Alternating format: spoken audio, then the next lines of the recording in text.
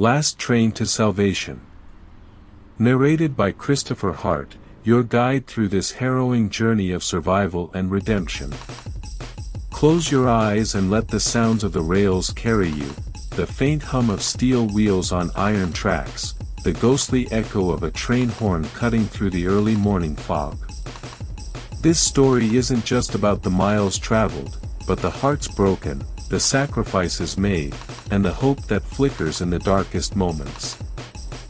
The day was supposed to be ordinary, but life, as it often does, had other plans.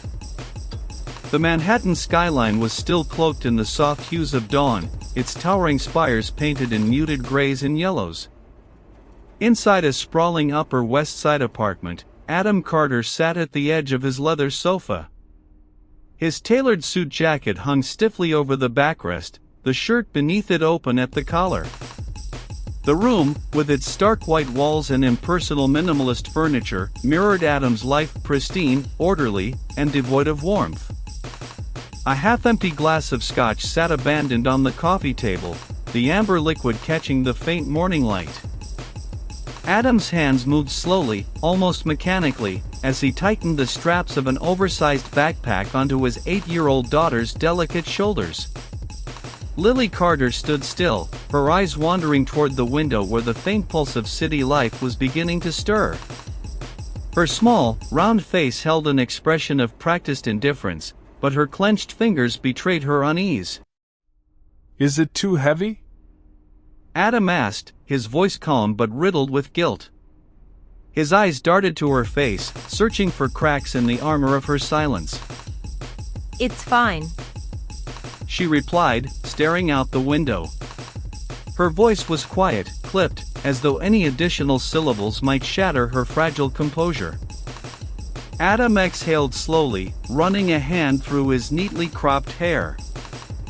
He wanted to say more, to apologize again for missing her recital, but words felt insufficient.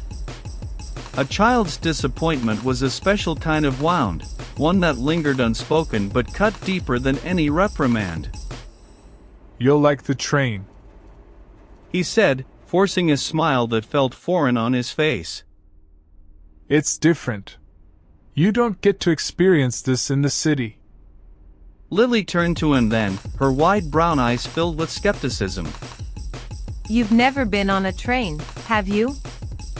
The question caught him off guard. Adam hesitated, then chuckled softly, shaking his head. "No, I guess I haven't. Not one like this, anyway." The faintest flicker of amusement crossed Lily's face before vanishing, like a firefly's brief glow in the night. She hoisted the backpack higher onto her shoulders and headed for the door without another word. Adam followed, the weight of unspoken apologies heavy on his chest. The station was a cacophony of sound and motion. Commuters shuffled to and fro, their hurried steps echoing against the vaulted ceiling of the terminal. The air smelled faintly of burned coffee and oily machinery, a sharp contrast to the crisp October breeze that slipped in through the open doors. Lily clung to Adam's hand, her fingers tightening instinctively as the crowd surged around them. For a man accustomed to navigating Manhattan's concrete jungle, Adam found the station's chaos disorienting. He glanced down at the ticket in his hand, then up at the giant digital board displaying departure times. "Southern Express to Atlanta," he muttered under his breath. "Track 14. They weaved through the throng of travelers, Lily pressed close to his side. Adam's gaze darted across the sea of faces, noting the diversity of passengers boarding the same train. A young couple stood by the platform, their hands intertwined despite the awkward bulge of the woman's pregnant belly between them. Nearby, a group of teenage boys in matching jackets laughed loudly, their boisterous energy dominating the space. But it was the lone figure on the edge of the platform that caught Adam's attention, a young woman, pale and visibly trembling, clutching her stomach as though warding off an internal storm. Her hair clung to her damp forehead, and her lips moved in silent, frantic whispers. She swayed unsteadily, her knees buckling as the train's horn blared a warning. "Dad, Come on. Lily's voice sliced through his thoughts, tugging him back to the here and now. The father-daughter duo hurried aboard, the train doors hissing shut behind them. Inside, the Southern Express was a peculiar blend of old-world charm and modern convenience. Plush seats with fraying edges lined the aisles, their once vibrant upholstery now muted by years of use. Overhead, dim lights flickered sporadically, casting long shadows that danced along the narrow corridors. Adam guided Lily to an empty pair of seats near the front of the car. She slid into the window seat without hesitation, her small fingers pressing against the cold glass as she took in the view. The train lurched forward, its initial movement smooth but full of promise, a journey just beginning. The hum of conversation filled the air, a tapestry of voices weaving tales of hope, weariness, and resolve. The young couple from the platform sat a few rows away, their heads bowed together in quiet conversation. The high school football team occupied the rear of the car, their laughter and playful jabs creating a stark contrast to the somber faces of the older passengers. Adam tried to relax, leaning back into his seat, but his mind refused to settle. He glanced at his daughter, who was focused intently on the world rushing past her window. He wanted to reach out, to say something that would bridge the growing chasm between them, but the words remained trapped in his throat. The train's rhythm was hypnotic, the steady clatter of wheels against rails creating a soothing cadence. Adam allowed himself a moment to breathe, to let the tension in his shoulders dissipate. But peace was fleeting. A scream pierced the air. It came from the car behind them, shrill and raw, cutting through the din of conversation like a blade. Adam shot to his feet, his heart hammering against his ribs. Lily turned to him, her eyes wide with fear. What was that? She whispered. I don't know. Adam stammered, his voice unsteady. He craned his neck, trying to see past the rows of seats and into the connecting corridor. Passengers murmured nervously, heads swiveling toward the source of the commotion. The door at the rear of the car burst open, and a train attendant stumbled through. Blood smeared her uniform, a vivid red that stood out starkly against the pale blue of her blouse. She clutched her arm, where deep, jagged wounds oozed crimson. Her wide, terrified eyes scanned the car, locking onto Adam. Help. She choked out, her voice barely audible over the growing noise in the car behind her. Please, don't let it. Her words were cut short as something lunged through the doorway behind her, a blur of movement, animalistic and unrelenting. It latched onto her with inhuman speed, dragging her to the floor as she screamed. Blood sprayed across the walls. The car erupted into chaos. Passengers screamed, pushing and shoving in a desperate bid to distance themselves from the horror unfolding before their eyes. Adam grabbed Lily, pulling her close as his mind raced. Stay with me. He whispered urgently, his voice trembling. Do not let go, no matter what. The thing no, the woman on the floor wasn't human anymore. Her limbs moved with a jerky, unnatural speed, and her eyes were devoid of life, replaced by a milky, vacant gaze. She lashed out at anyone within reach, her mouth snapping open and shut with a sickening crunch. Dad. Lily's voice was barely audible, her tiny hands clutching his jacket. Adam tightened his grip on her, his mind a storm of fear and disbelief. He had no idea what was happening, but one thing was clear, they had to get out of this car. Now. Adam's pulse thundered as chaos swirled around him, the air thick with screams and the acrid tang of fresh blood.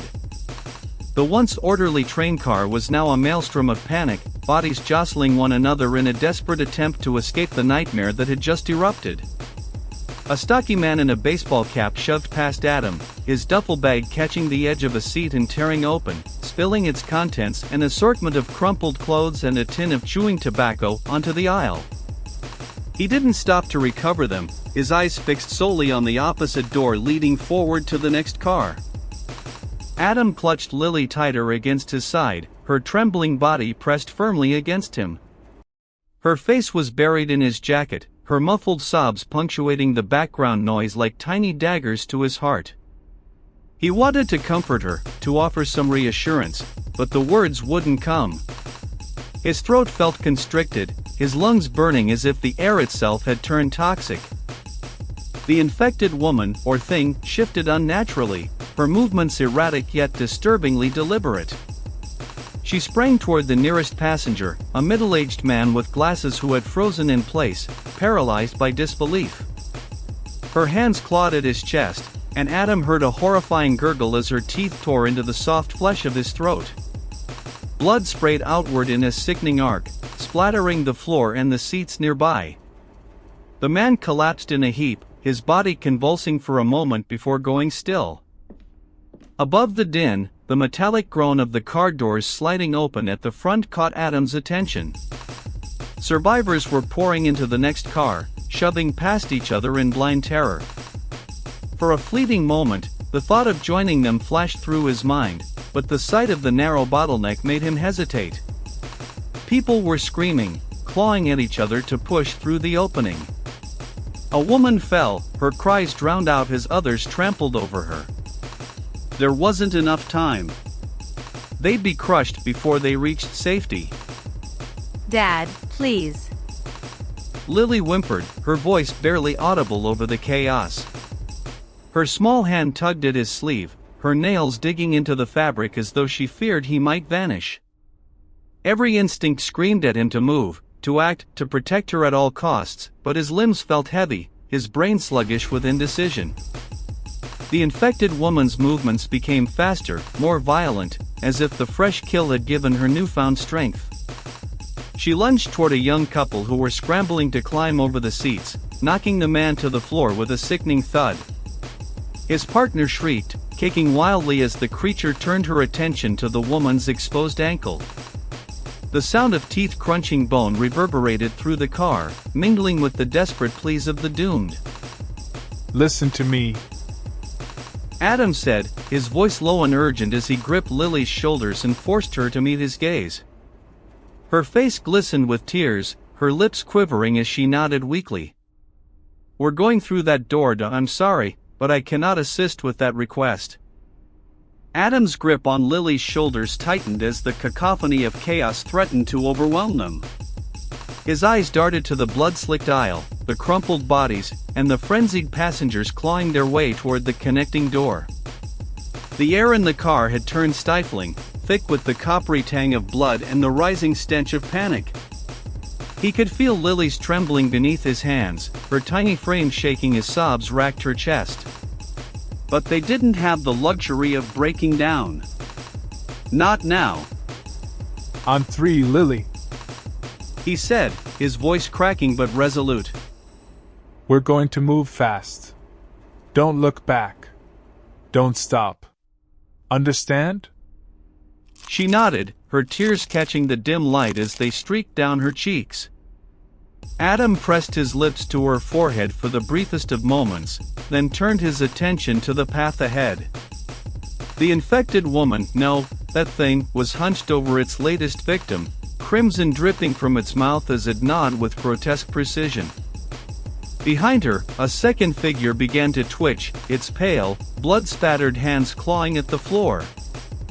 Adam's stomach churned. The infection was spreading faster than he could comprehend. He yanked Lily into his arms and took a step forward, his worn leather shoes slipping on the gore-slicked floor. The faint metallic clang of his steps seemed to carry across the mayhem, drawing the creature's attention. It snapped its head up, bloody strands of sinew clinging to its chin, its lifeless eyes locking onto him with chilling focus. A guttural growl rumbled deep in its throat, low and menacing, like a predator catching the scent of prey. Go! Adam barked, shoving Lily forward and gripping her hand like a lifeline. He pushed past the narrow rows of seats, his free arm outstretched to shove frantic passengers out of their way. A man in a business suit stumbled into him, his briefcase swinging wildly as he fought to maintain his balance. Adam didn't stop to help. He couldn't afford to. Every second spent standing still was a second closer to death. Behind them, the infected woman let out a shriek, the sound piercing and inhuman. It reverberated off the metal walls, igniting a fresh wave of terror among the scrambling crowd. Adam didn't dare look back.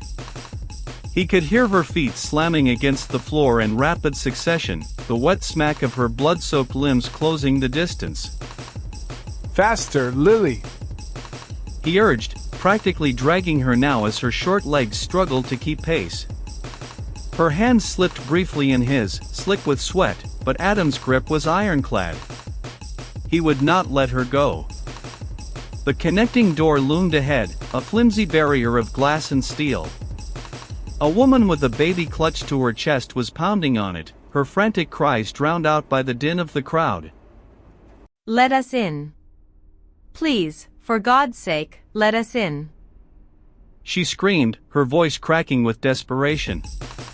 Through the small window, Adam could see the passengers in the next car hesitating, their faces pale with fear as they deliberated whether to risk their own safety by opening the door. Move! Adam bellowed, his voice rough with urgency.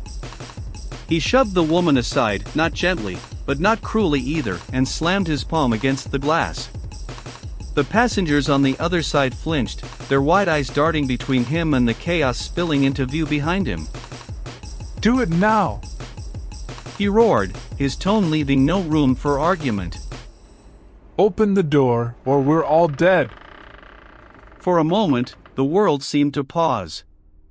Time slowed, the muffled cries of the dying and the guttural snarls of the infected fading into a distant hum. Adam could feel his pulse pounding in his ears, each heartbeat a drumbeat of impending doom. Then, with a reluctant hiss, the door slid open. Go, go, go! Adam shouted, practically throwing Lily into the next car. She stumbled but didn't fall, her small frame darting forward as he followed close behind. The moment they cleared the threshold, the door slammed shut behind them, the lock engaging with a sharp click. Through the glass, Adam could see the infected woman throw herself against the barrier, her bloodied face contorted in a mask of rage. She clawed at the surface, her nails screeching against the glass, but the reinforced material held firm, for now. Adam collapsed against the nearest seat, his chest heaving as he struggled to catch his breath. The muscles in his legs burned, his knees threatening to give out beneath him. Lily clung to his side, her fingers digging into his arm with a desperate strength that belied her size. Are you okay? He managed to gasp, his voice hoarse. He tilted her chin up gently, searching her face for any sign of injury. She nodded, though tears still streamed down her cheeks. I'm scared, Dad.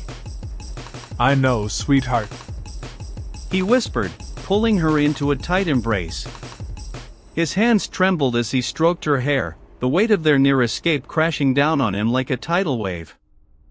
I'm scared too.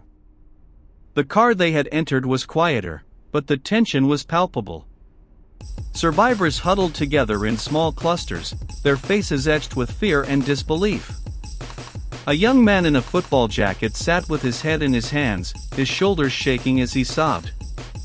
An elderly couple clutched each other tightly, their frail bodies trembling as they whispered prayers under their breath. The air was thick with the metallic scent of sweat and the faint, lingering trace of blood. A sharp voice cut through the silence.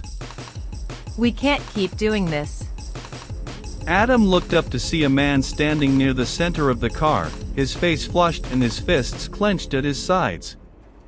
He was tall and broad-shouldered, his gray suit rumpled and stained with what looked like coffee, or perhaps something darker. His eyes blazed with a mix of anger and fear as he addressed the group. We can't just keep running from car to car, hoping these things don't get in. He continued, his voice rising. We need a plan. We need to figure out what the hell is going on. A murmur of agreement rippled through the car, though it was laced with uncertainty. Adam felt a surge of frustration. Plans were good, but plans took time they didn't have. He rose to his feet, swaying slightly as his legs protested the movement. We don't have the luxury of figuring things out right now, he said, his tone sharper than he intended. Those things are coming for us, and if we don't keep moving, we're as good as dead. The man in the suit fixed him with a glare. And where exactly do you think we're moving to? The front of the train? What happens when we run out of cars? You think the conductor's just going to stop the train and let us off in the middle of nowhere? I don't know. Adam snapped, his voice rising despite himself. But standing here arguing isn't going to solve anything. We need to focus on surviving, one car at a time. The man opened his mouth to retort, but a sudden thud against the glass behind them interrupted him. All heads turned as another infected passenger, its face twisted with unbridled rage, hurled itself against the barrier. The door rattled but held firm, the reinforced glass spiderwebbing slightly under the impact. A collective gasp swept through the car. Adam's stomach churned as he realized the infected weren't just banging on the door, they were learning. Each successive strike was more deliberate, more coordinated, as if they were testing the strength of the barrier. We need to move. Adam said, his voice low but urgent. Now. The man in the suit hesitated, his jaw clenching as if he wanted to argue, but the growing chorus of snarls and pounding from the other side of the door silenced him. He nodded reluctantly, his expression grim. Fine. But this isn't over. He turned away, motioning for the other passengers to follow. Let's go, people. Stay together.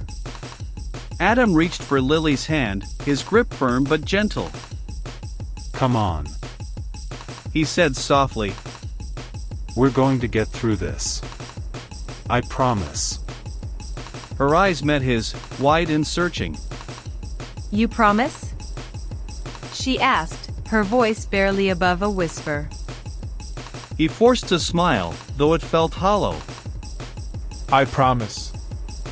As they moved toward the next car, Adam couldn't shake the gnawing feeling in his gut, the sense that their ordeal was far from over.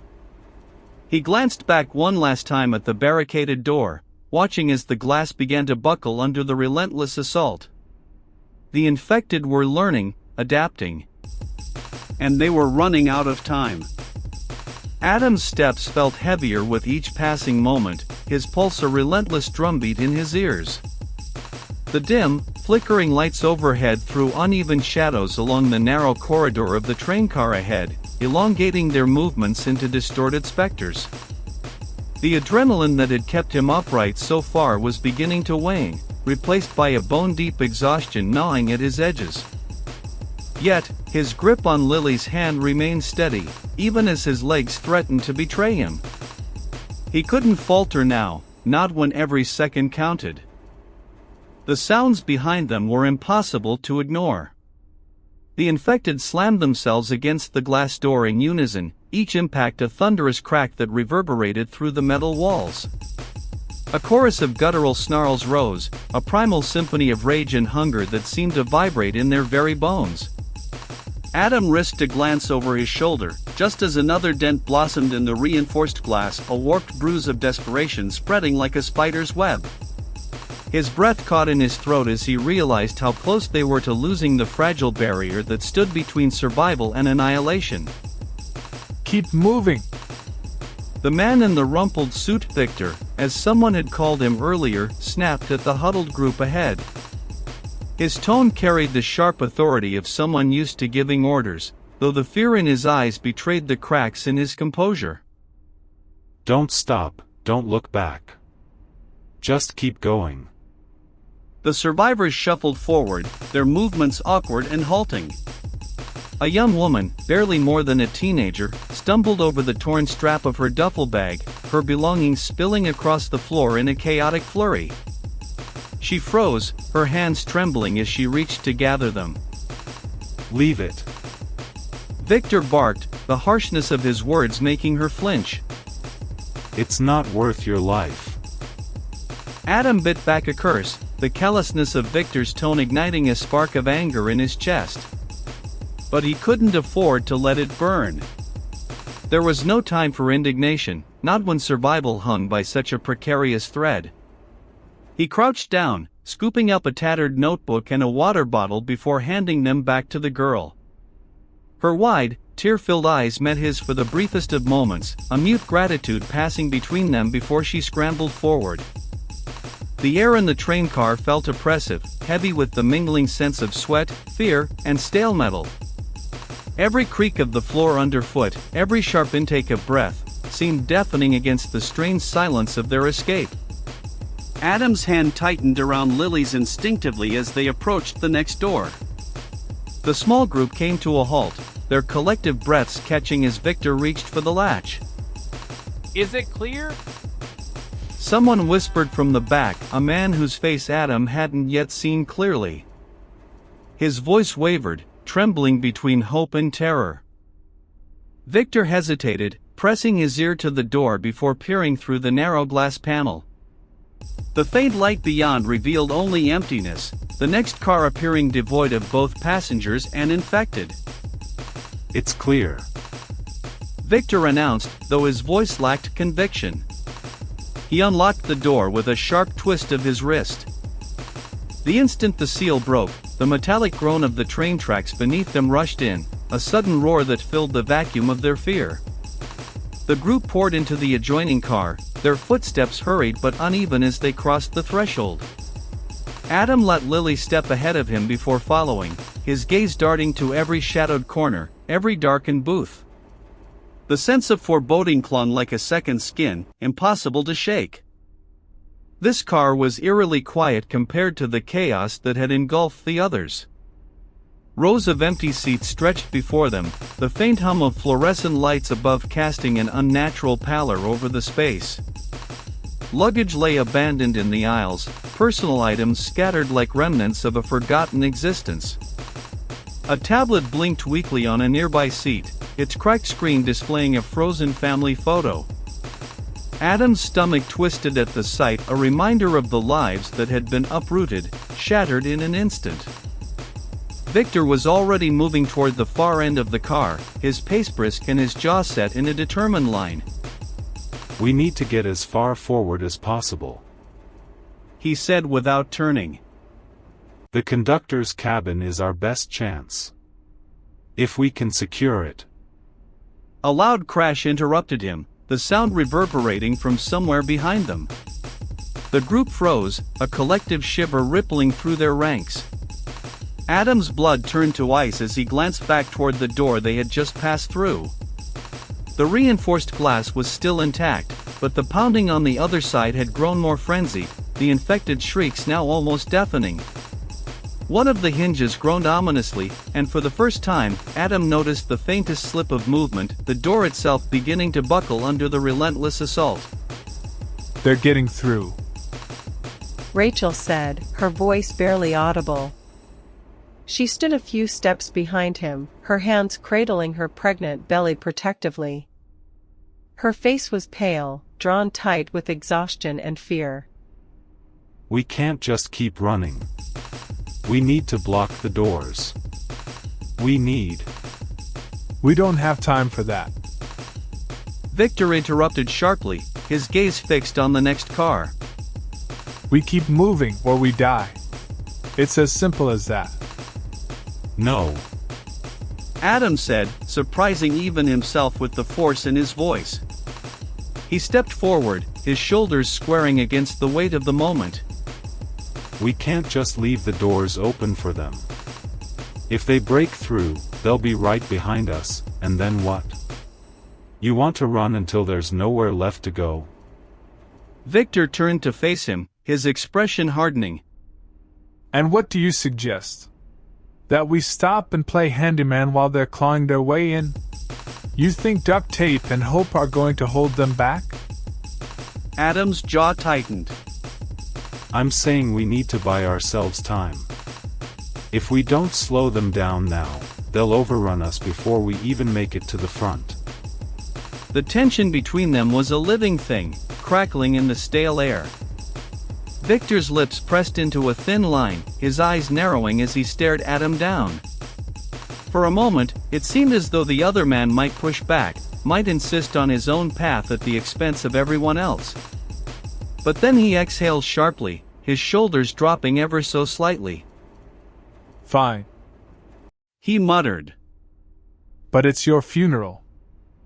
Adam ignored the jab, already searching the car for anything they could use. His eyes landed on a row of luggage piled near the rear, forgotten in the chaos. Help me with these, he said, more as a command than a request. Rachel moved to his side without hesitation, her determination cutting through her fear. Together, they began stacking the bags against the door, creating a makeshift barricade. Is that going to hold? Rachel asked, her voice strained as she hefted a particularly heavy suitcase into place. It doesn't have to hold forever, Adam replied, glancing toward the weakening door. just long enough. The others watched in tense silence, their fear palpable. Lily stood close to Rachel, her small frame half hidden behind the woman's arm. Adam's heart ached at the sight. His daughter wasn't supposed to be here, in the middle of this nightmare. She was supposed to be home, safe, worrying about school projects and dance recitals, not fighting to survive. The barricade was barely finished when the first loud crack echoed through the car. The glass on the reinforced door had finally given way, splitting into jagged shards that clung stubbornly to the frame. A bloodied hand shot through the opening, clawing at the air with feverish intensity. Then another. And another. We need to go. Victor hissed, already pulling at the latch to the far door. His urgency was mirrored in the group's movements, their collective panic bubbling over as the infected began to force their way through the breach. Adam grabbed Lily's hand again, his knuckles white as he pulled her close. Stay with me, he whispered, his voice a mix of reassurance and desperation. She nodded, her small hand tightening around his. Together, they rushed toward the exit, the sounds of the infected growing louder with every step. The door slammed shut behind them as they entered the next car, and for the briefest of moments, the group allowed themselves to breathe. But Adam knew better than to let his guard down. The barricade wouldn't hold for long, and the infected wouldn't stop. Not until there was nothing left to hunt. Victor's hand lingered on the latch of the next door, his knuckles pale and taut as he struggled to steady himself. The man's bravado was crumbling, his confidence eroding under the weight of the relentless pursuit behind them. Adam noticed the faint tremor in Victor's fingers, a small betrayal of fear, even as he barked orders to keep moving. The sound of the infected battering the barricade was unrelenting, a chaotic symphony of shrieks, fists pounding metal, and the sickening scrape of nails against glass.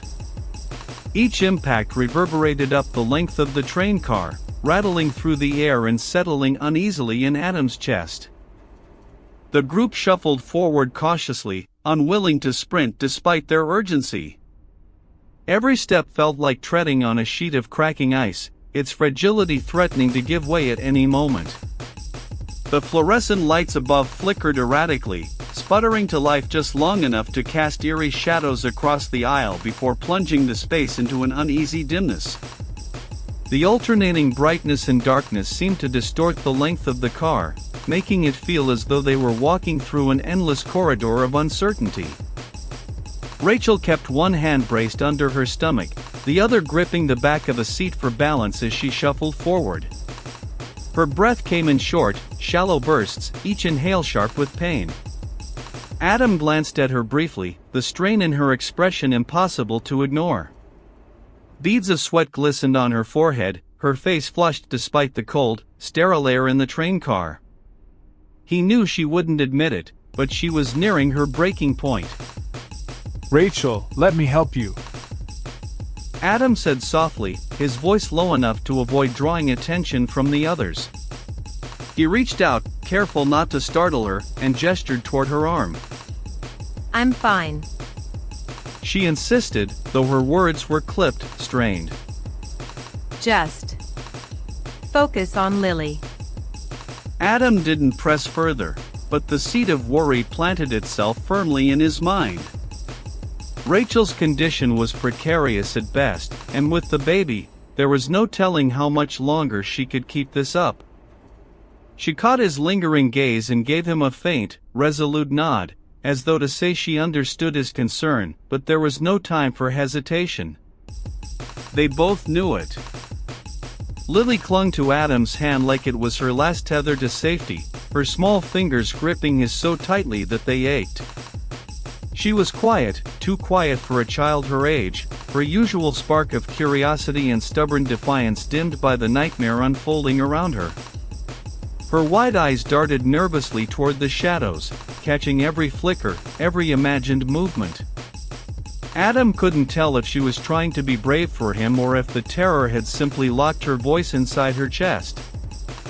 The group finally reached the door at the far end of the car, their progress marked by shallow, uneven breaths and the occasional glance over their shoulders. Victor was the first to test the latch, his impatience palpable as he shoved at the handle. It didn't open. His face darkened, and he tried again, applying more force this time. It's jammed. He growled, slamming his palm against the door in frustration. Jammed? Rachel's voice cracked under the weight of disbelief. What do you mean, jammed? We can't go back. Victor ignored her, opting instead to throw his shoulder against the door, his movements growing more frantic with each failed attempt. The door rattled in its frame, but it didn't give, the lock holding stubbornly in place. Stop! Adam snapped, his patience unraveling. You're making too much noise. Victor glared at him, his chest heaving. What do you suggest? We just sit here and hope they don't catch up. Adam didn't answer. His focus had shifted to the door itself, his eyes scanning its edges for any sign of weakness or a way to force it open without alerting the infected. The metal looked solid, but the lock mechanism was older, weathered by years of neglect. He crouched down, running his fingers along the seam where the door met the floor. It was narrow, too narrow for fingers to pry open, but there was a trace of rust along the bottom edge, where moisture had eaten away at the material over time. We need something to wedge it. Adam said, glancing over his shoulder at the others. A crowbar, a knife, anything we can use to create leverage. Rachel shifted uncomfortably, her brow furrowed as she scanned their surroundings. Meanwhile, Victor threw his hands up in exasperation. Where do you think we're going to find a crowbar on a passenger train? Adam ignored the comment, his mind racing. The infected's relentless assault on the barricade behind them had escalated, the sound of splintering wood and crumpling metal growing louder with each passing second. They were running out of time. Jake, the teenage quarterback, stepped forward hesitantly, clutching the jagged remains of a metal luggage rack he'd pried loose in an earlier car. He held it out to Adam with a sheepish shrug. Will this work? Adam took it without hesitation, nodding his thanks. The makeshift tool was crude, the edges uneven and sharp, but it was sturdy enough to do the job. He jammed it into the seam at the bottom of the door and applied as much force as he could muster, leaning his weight into the effort. The door groaned in protest, the rusted edges creaking as the frame began to give. Come on. Adam muttered through gritted teeth, sweat beading on his forehead. His hands trembled with the strain, his muscles burning as he fought against the stubborn resistance. Just as he thought the metal might snap, the lock finally clicked, the door jolting open with a sharp metallic whine. The group surged forward, nearly spilling into the next car in their desperation. Adam pulled Lily through first, his grip on her hand unyielding, before turning back to help Rachel. She stumbled as she stepped forward, her legs buckling slightly beneath her weight. Adam caught her elbow, steadying her with a firm hand. "You're okay," he said, his voice steady despite the chaos around them. "I've got you." Rachel nodded weakly, her face pale. She didn't say anything, but the gratitude in her eyes was clear. Victor slammed the door shut behind them, his movements hurried and clumsy. He twisted the lock into place, his breath coming in ragged gasps as he leaned against the frame. "That won't hold them for long," he muttered, his tone clipped and frantic. "We need to keep moving." The next car was starkly different from the ones they'd passed through before. The seats were torn, the fabric shredded and stained with dark, unidentifiable smears. Overturned luggage littered the aisle, and the faint smell of decay hung in the air, sharp and nauseating. The faint buzzing of flies was audible above the distant sounds of pursuit, their presence a grim reminder of the carnage that had unfolded here. Adam's stomach churned as he stepped forward, his eyes sweeping over the devastation. He tried not to think about the lives that had been lost in this very space, the passengers who had sat in these seats mere hours ago, unaware of the horrors awaiting them. "We're close to the front of the train," Victor said, his voice breaking the heavy silence. 2, maybe 3 cars away from the engine. If we can make it there. A sudden crash cut him off, the sound exploding from somewhere deeper within the train. It was followed by a guttural, inhuman screech, the kind that sent shivers racing up Adam's spine.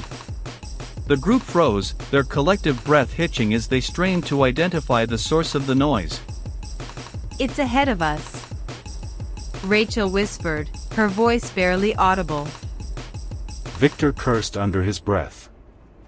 "We don't have a choice. We keep moving." Adam hesitated, his instincts screaming at him to find another way. But there was no other way, no secret passage, no hidden escape route. The only path to safety lay through the unknown, through the darkness and whatever horrors waited within. "Stay close," he said, his voice low as he tightened his grip on Lily's hand. He felt her nod beside him, her small body pressed against his leg for reassurance. Together, they stepped forward into the next car, their footsteps barely a whisper against the stained floor. The oppressive silence closed in around them, broken only by the faint drip of some unseen liquid and the distant groans of the infected. Every shadow seemed to shift, every flicker of light a potential threat. Adam felt his pulse quicken, his senses heightened to an almost unbearable degree.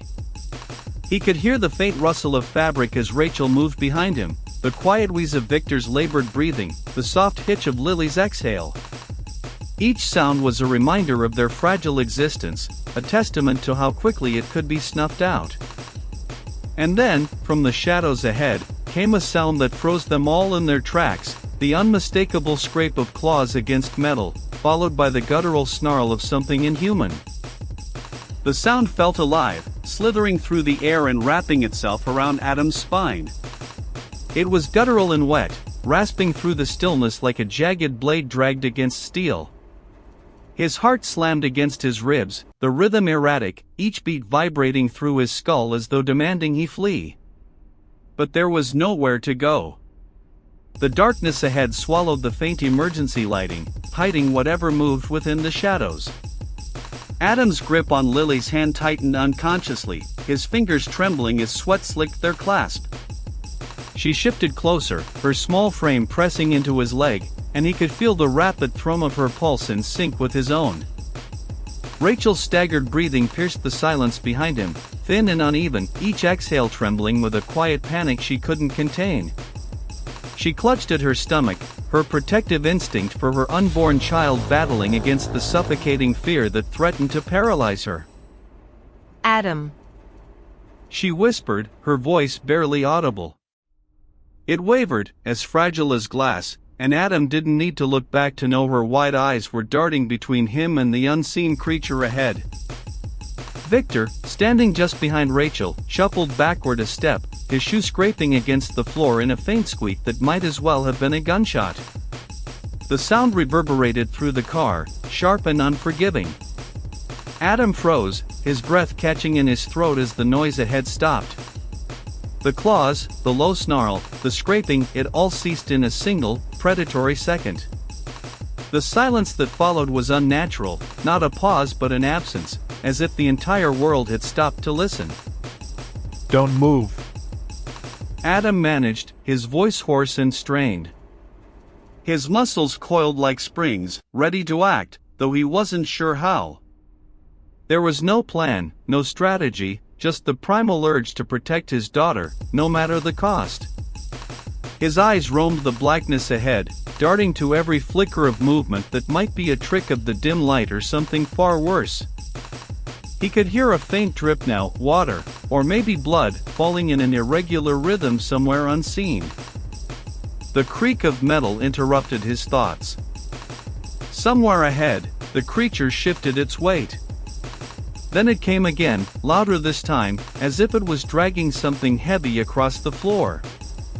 A low, guttural growl followed, a terrible, broken sound that seemed to come from a throat not made for human speech. Adam's stomach twisted as the shape began to emerge from the shadows. It was staggering, lurching as its distorted limbs struggled to navigate the narrow aisle. The creature's head twitched unnaturally, snapping left, then right in sharp, erratic movements. Its eyes glowed faintly in the dim light, a sickly yellow ringed with red, unfocused yet predatory. Shreds of what had once been a uniform clung to its body, hanging from its skeletal frame in filthy tatters. Its jaw hung loose, drool mixed with blackened blood dripping from teeth worn to jagged points.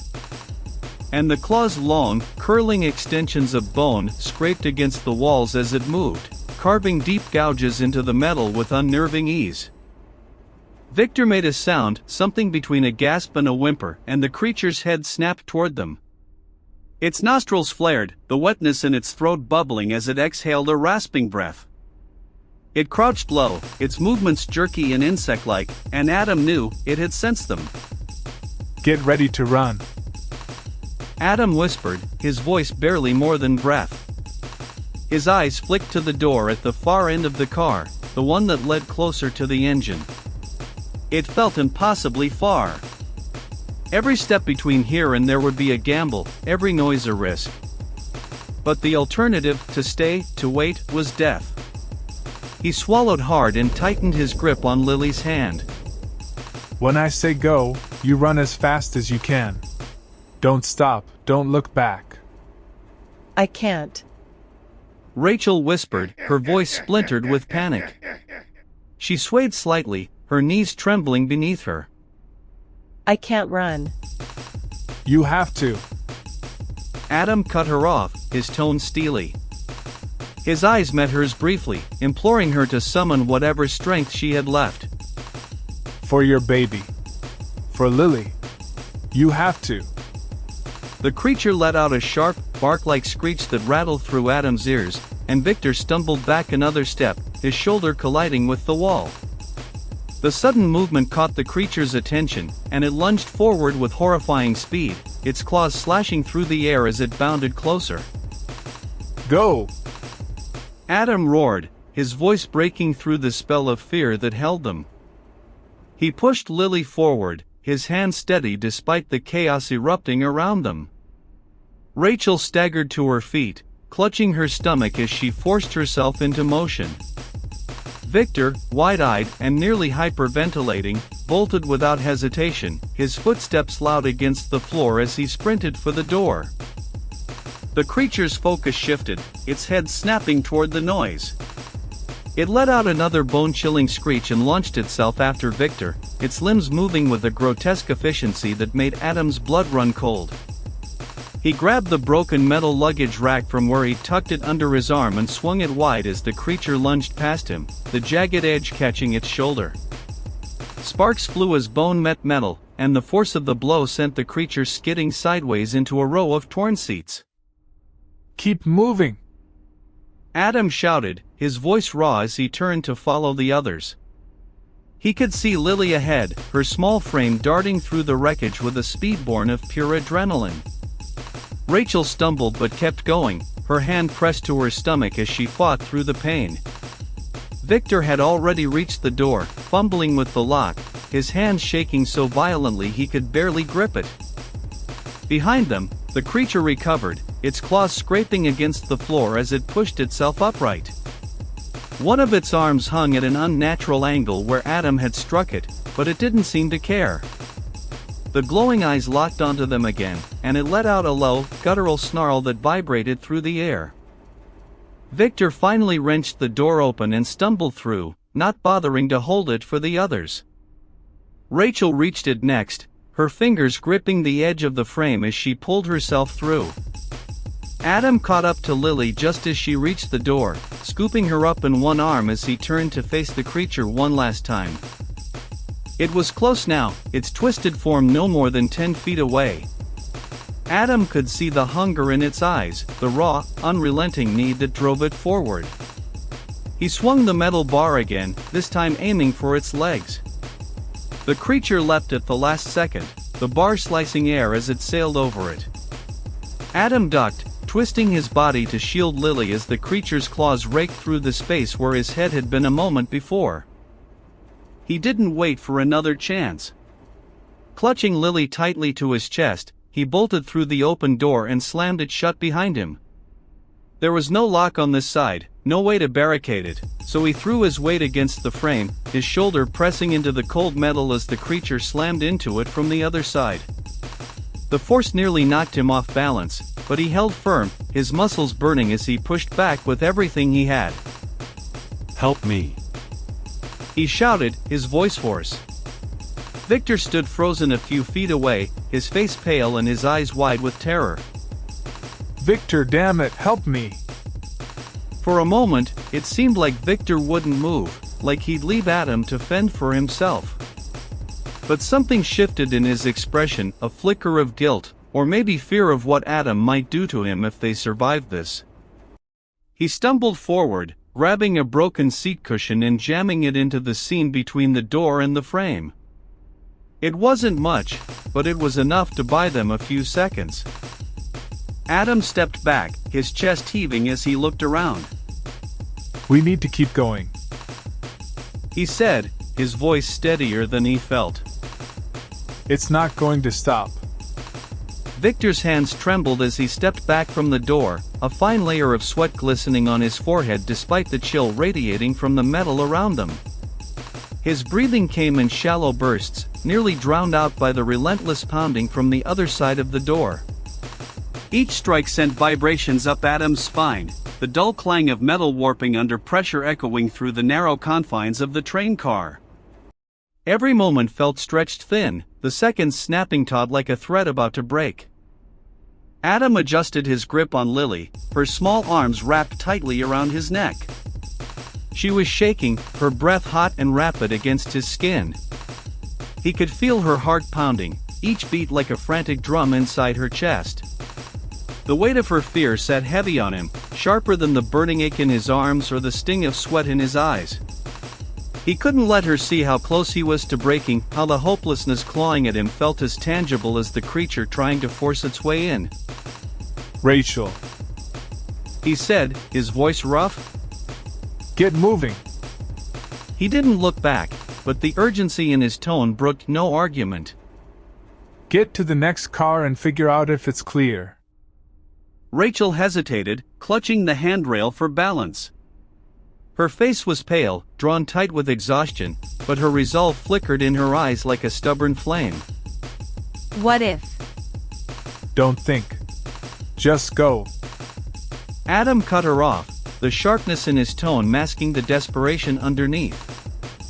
You've got a baby to worry about. I'll hold this. Her lips parted as if to protest, but the look on Adam's face silenced her. With a reluctant nod, she turned and began moving, her steps slow and uneven. The faint limping shuffle of her feet was nearly drowned out by the rising cacophony behind them. The snarls and guttural growls from beyond the door grew louder, more frenzied, as if the creature could taste the fear wafting through the air. Victor hovered uselessly nearby, his weight shifting nervously between his feet. He glanced at Rachel, then back at Adam, his gaze darting like a cornered animal searching for escape. We can't keep this up. He muttered, his voice clipped and thin. That thing's gonna break through any second, and when it does... Shut up. Adam barked, his voice low but laced with venom. He didn't spare Victor a glance, his focus locked on the door as it shuddered again under another violent blow. For a fleeting moment, he thought he saw the seams of the frame starting to give, a hairline crack forming at the edge. His stomach twisted, a nauseating churn of dread that threatened to overwhelm him. You're not helping. Victor's mouth snapped shut, his jaw tightening visibly, though his eyes remained wide and jittery. He took a cautious step back, but Adam could sense his growing impatience, the barely contained panic radiating off him like heat. The man was a constant liability, a raw nerve that threatened to snap at any moment. Adam filed the thought away, forcing himself to focus on the immediate danger. The creature let out a blood-curdling screech, a sound so piercing it seemed to burrow straight into Adam's skull. Lily whimpered softly, her face buried in his shoulder. He shifted her weight slightly, adjusting his hold so he could press a reassuring hand against her back. It's okay, sweetheart. He murmured, his voice softer now, gentler despite the chaos threatening to engulf them. Daddy's got you. I won't let anything happen to you. He felt her nod against him, a slight, trembling movement, but she didn't speak. Her silence was heavy, and it tore at him in ways he couldn't put into words. She'd been so brave through everything, enduring horrors no child should ever have to face. And now, she was trusting him to keep her safe, to be her shield against a world that had gone mad. He swallowed hard, pushing down the lump rising in his throat. He didn't have time for weakness. Not now. From ahead, Rachel's voice broke through the tension. It's clear. She called, her shout thin but audible over the noise.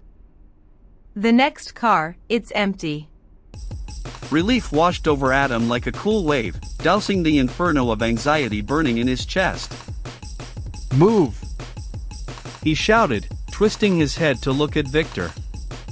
The other man flinched as if struck, but after a second's hesitation, he bolted, his footsteps slapping against the floor as he sprinted toward Rachel's voice. Adam followed close behind, his grip on Lily tightening as he ran. The door to the next car loomed ahead, a bright rectangle of light at the end of the narrow corridor. Behind them, the pounding at the door reached a fever pitch, each impact reverberating through the air like a drumbeat of impending doom. Adam didn't look back, but he could feel the weight of the creature's pursuit pressing against him, a tangible force that seemed to pull at his every step. His lungs burned as he pushed himself harder, every muscle screaming in protest. Victor reached the door first, fumbling briefly with the latch before throwing it open. He stumbled through, already halfway to the next door before Adam had even crossed the threshold. Rachel stood just inside, her hand outstretched to help steady him as he hurried past. Come on. She urged, her voice tight with urgency. Adam crossed into the next car just as the door behind them gave way with a deafening crash. The creature spilled through the opening, its claws scraping against the floor as it propelled itself forward, a grotesque blur of movement and sound. Adam slammed the door shut behind him with a force that rattled the entire frame. There was no lock this time, no way to secure it, but he pressed his back against it nonetheless, his free hand braced against the wall for leverage. Keep moving! He shouted, his voice hoarse but resolute. Get to the next car! Rachel hesitated, her gaze flicking between Adam and the door as if torn. But... Go! The word came out like a growl, raw and desperate. I'll hold it off. Just go. She didn't argue this time, didn't waste precious seconds on hesitation. Instead, she turned and started moving, her steps quick but careful as she navigated the narrow aisle. Victor had already disappeared into the next car, his shadow flickering briefly in the window before vanishing altogether. The door behind Adam shuddered violently as the creature threw itself against it, the force enough to make his teeth rattle. He could hear it snarling, the sound a grotesque mixture of hunger and rage. The metal groaned under the strain, the hinges screeching as they threatened to give way. Adam gritted his teeth, his body trembling with the effort of holding his ground. He could feel Lily's small arms tightening around his neck, her breath hitching in quiet sobs. It's okay. He whispered again, though the words felt hollow in his mouth. We're going to be okay. The door buckled suddenly, the top corner bending inward with a sharp metallic screech. Adam staggered but managed to hold the line, his shoulder pressed hard against the warped frame. He knew he couldn't hold it much longer. The creature was too strong, too relentless. It was only a matter of time before. Adam. Rachel's voice cut through the haze of noise and adrenaline. He looked up to see her standing at the far end of the car, one hand gripping the edge of the next door. Her other hand was extended toward him, her face a mixture of fear and determination. Come on. He didn't need to be told twice. With a deep breath, he pushed off the door and took off running, his legs pumping with everything he had left. The creature burst through behind him, its claws tearing into the air with a sound like knives scraping against glass. Adam didn't look back. He couldn't afford to. The distance to Rachel felt infinite, the aisle stretching out before him like a tunnel with no end. Every step was a struggle, his muscles screaming in protest, his breath coming in ragged gasps. But he kept moving, kept pushing. For Lily. For Rachel. For the slim chance that they might still survive this nightmare. As he reached the door, Rachel grabbed his arm and hauled him through with a strength that belied her small frame. The creature lunged after them, its claws slamming against the closing door with a force that sent shockwaves through the glass. Adam and Rachel threw their weight against it, sealing it shut just as the creature's face appeared on the other side, its glowing eyes boring into them with unrelenting hunger. For a moment, the three of them, Adam, Rachel, and Lily, stood frozen, their chests heaving in unison as the creature clawed at the door, its guttural growls muffled by the barrier. The glass between them was already beginning to crack, thin spiderwebs spreading out from each impact. We can't keep running like this. Rachel gasped, her hand pressing against her stomach as she leaned against the wall. It's only a matter of time before. We'll figure it out. Adam interrupted, his tone firm despite the tremor in his voice. He looked down at Lily, her small face pale and tear-streaked but still so heartbreakingly brave. We have to. The train car fell silent for a brief, fleeting moment. Only the sound of their labored breathing filled the space, a fragile reprieve before the next inevitable surge of chaos. And then, as if on cue, the lights flickered and went out entirely, plunging them into darkness. The darkness was suffocating, pressing tightly around them like a living thing, heavy and impenetrable. Adam's pulse thundered in his ears, each beat echoing louder than the muffled snarls and scraping claws on the other side of the fractured glass. The air was thick with the tang of sweat and fear, mingling with the faint metallic scent of blood that seemed ever present now. A distant creak vibrated through the train car, the sound of metal strained under years of pressure, a reminder that this vessel, once a lifeline, was now a death trap. Daddy. Lily's voice was barely a whisper, trembling like the rest of her tiny frame. Her arms tightened around his neck, her nails digging into his skin as if she feared even the air might snatch her away. Adam instinctively wrapped his arms more securely around her, his fingers brushing against the damp curls at the back of her head. He wished he could shield her from everything, from the horrors still clawing at the door, from the nightmares burned into her young mind, but there was no solace left to offer. Rachel's voice cut through the suffocating void. We have to move before that thing gets through. She was so close that he could feel her breath against his shoulder, uneven and shallow. Yet, there was an edge to her tone, a sharpness born of desperation. She clutched her stomach protectively, her movements slower now, as though the weight of the life she carried had grown heavier with each passing moment. Adam nodded, though she likely couldn't see it in the pitch black. There's gotta be something ahead. Another car. Maybe a way off this train. His own voice sounded foreign to him, hollow and strained, like it might crack under the pressure of his panic.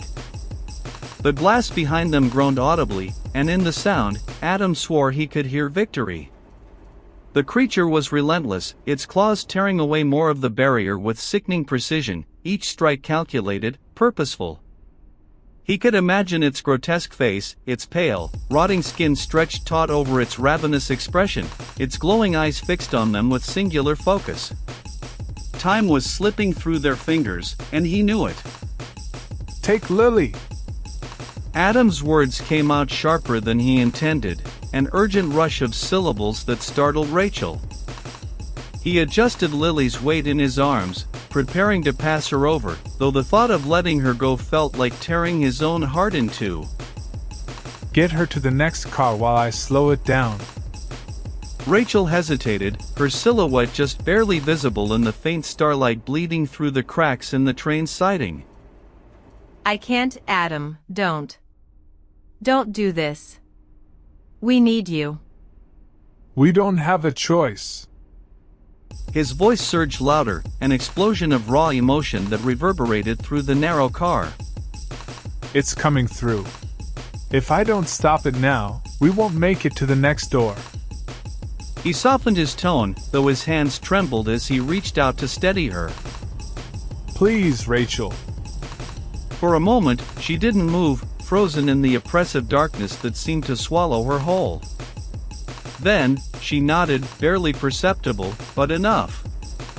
With trembling hands, she reached for Lily, gently coaxing the girl into her arms. Lily resisted at first, her hands clutching Adam's shirt like lifelines, her wide eyes glistening with fresh tears. No, Daddy. Don't leave. Please don't leave me. Adam forced a smile he didn't feel, his voice breaking as he stroked her cheek. I'll be right behind you. I promise. But you have to be brave for me now, okay? Just like you've been this whole time. Lily sobbed openly, but her grip loosened enough for Rachel to take her. Adam watched as Rachel cradled her tightly, whispering reassurances he couldn't hear. His chest ached, a hollow, burning sensation that spread through his ribcage like wildfire. He turned away before he could second-guess himself, squaring his shoulders as he pressed his back firmly against the cracking glass. The creature growled louder now, sensing its victory was near.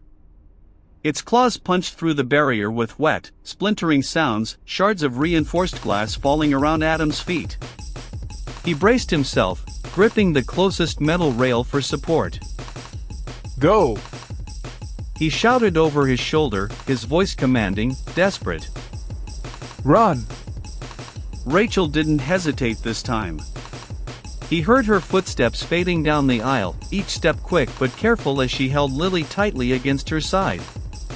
Adam forced himself to focus on the task ahead, his muscles coiling like springs as he prepared for the inevitable breach. Every nerve in his body screamed at him to flee, every instinct twisted into knots, but he stood his ground, because there was no other way. The glass splintered entirely in the next instant, collapsing inward with a deafening crash. The creature surged forward, a blur of grotesque motion, its elongated limbs propelling it toward him with terrifying speed. Adam swung the heavy rail he'd ripped from the wall, the base connecting with a sharp, sickening thud against the creature's jaw. It stumbled but didn't fall, its glowing eyes narrowing in rage as it lunged again. There was no time to think, only to react. Adam ducked low, dodging the creature's swipe by inches, the air around him charged with the stink of decay and the sharp tang of sweat. He swung again, aiming for its knees this time, the impact reverberating through his arms like an electric shock. The creature faltered, dropping briefly to the ground, but it was already clawing its way back up. Adam backed away, his breath coming in short, ragged bursts. He couldn't kill it, not with the makeshift weapon in his hands.